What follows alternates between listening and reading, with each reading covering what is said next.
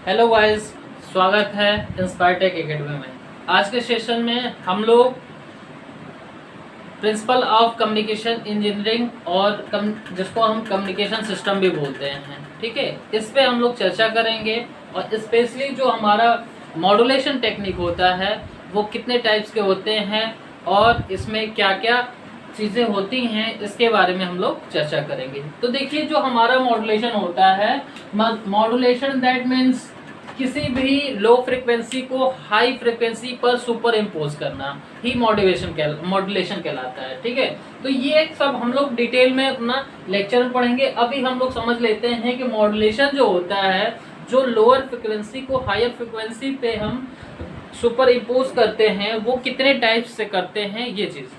तो जो हमारा मॉड्यूलेशन होता है वो हमारे दो तरीके के होते हैं। एक आपका कंटिन्यूअस सिग्नल मॉड्यूलेशन, ठीक है। दूसरा आपका डिजिटल सिग्नल मॉड्यूलेशन, यानी कि डिजिटल टेक्निक के द्वारा सिग्नल का मॉड्यूलेशन किया जाता है। और एक कंटिन्यूअस वेव के द्वारा, यानी कि इसमें जो कैरियर वेव्स होगा वो हमारे कंटिन्यूअस सिग्नल से होंगे, और यहाँ पे जो कैरियर वेव होंगे वो हमारा डिजिटल सिग्नल होगा, ठीक है। तो कंटिन्यूअस सिग्नल की बात करेंगे। कंटिन्यूअस सिग्नल के द्वारा जो मॉड्यूलेशन करते हैं वो मेनली टू टाइप्स के होते हैं, ठीक है। पहला एम्पलीट्यूड मॉड्यूलेशन, दूसरा एंगल मॉड्यूलेशन, ठीक है। तो जहाँ पे एम्पलीट्यूड मॉड्यूलेशन के भी डिफरेंट टाइप्स हैं, जो डिफरेंट टेक्निक के साथ यूज किए जाते हैं और डिफरेंट प्लेसेस पे इसके एप्लीकेशन है, ठीक है। तो यहाँ पे देखेंगे, ये हमारा जनरली जो है नॉर्मल एम्पलीट्यूड मॉड्यूलेशन हो जाता है, ठीक है। वहीं पे अगर DSB/SC की बात करेंगे तो double side band suppress carrier, यानी कि इसमें जो होता है, इसमें हमारा जो होता है वो कैरियर के दोनों साइड बैंड को हम मॉड्यूलेट करते हैं, ठीक है। और यहाँ पे इस टेक्निक में क्या करते हैं, जो ये हमारा CT होता है, कैरियर सिग्नल होता है, उसको हम सेपरेस कर देते हैं, यानी कि उसको हटा देते हैं, और दोनों साइड बैंड को हम ट्रांसमिट करते हैं। और अगर हम यहीं पे बात करेंगे SB/SC की, यानी कि single side band suppress carrier, इसमें क्या करते हैं कि मॉड्यूलेशन करने के बाद केवल एक सिंगल साइड बैंड को हम ट्रांसमिट करते हैं ट्रांसमीटर के द्वारा, और कैरियर को सप्रेस कर देते हैं, उसके साथ में एक और साइड बैंड को भी हम सप्रेस कर देते हैं, ठीक है। तो ये टेक्निक होती है। इनसे क्या होता है कि पावर की जो लॉसेज होती है वो कम होता है, यानी कि SSB/SC में पावर जो लॉस होता है ट्रांसमिशन के टाइम वो कम होता है।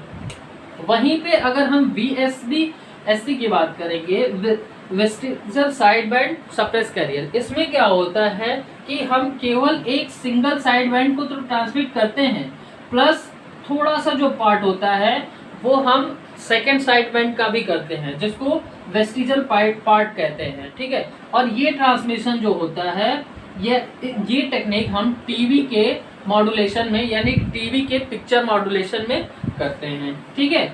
अब देखिए, अगर हम बात करें अब हम बात करेंगे एंगल मॉड्यूलेशन की। तो एंगल मॉड्यूलेशन भी टू टाइप्स के होते हैं। एक फ्रीक्वेंसी मॉड्यूलेशन, जिसमें कैरियर वेव की फ्रीक्वेंसी हमारे मैसेज सिग्नल के फ्रीक्वेंसी के अकॉर्डिंग चेंज होती है।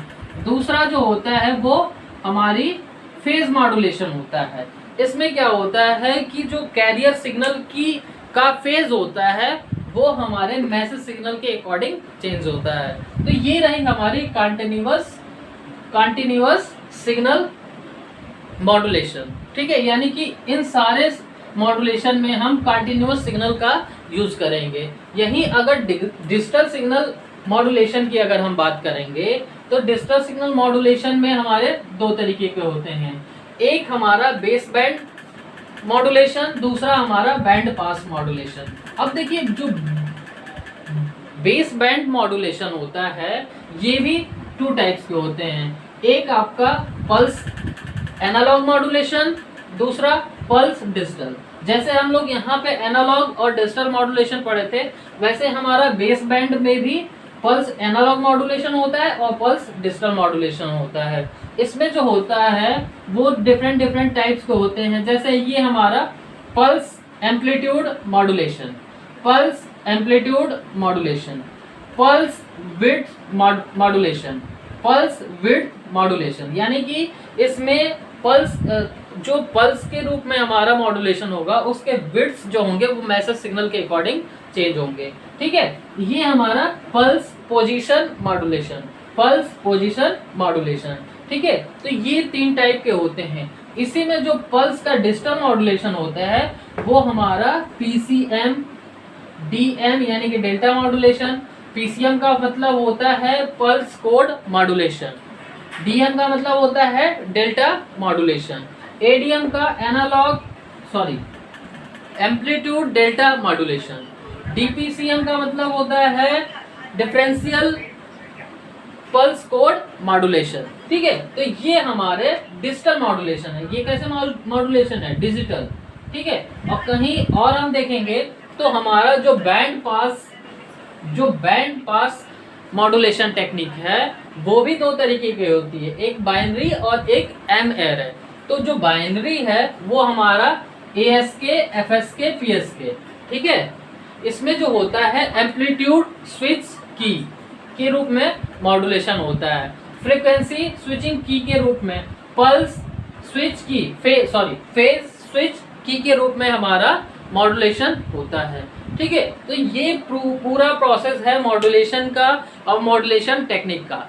स्पेशली जो बेटी यूपी बोर्ड वाले बच्चों को पढ़ना होता है वो आपका यही 4 मॉड्यूलेशन, ये आपके 4 मॉड्यूलेशन प्लस ये 2 मॉड्यूलेशन और आपका ये 2 मॉड्यूलेशन और इसमें से PCM, बस इतना ही पढ़ाना होता है।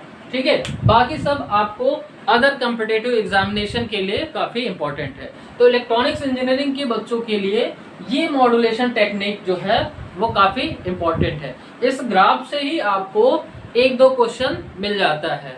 जैसे पूछ दिया जाएगा कि DSP-SC किस टाइप का मॉड्यूलेशन है, तो आप बताएंगे कंटिन्यूस सिग्नल मॉड्यूलेशन है।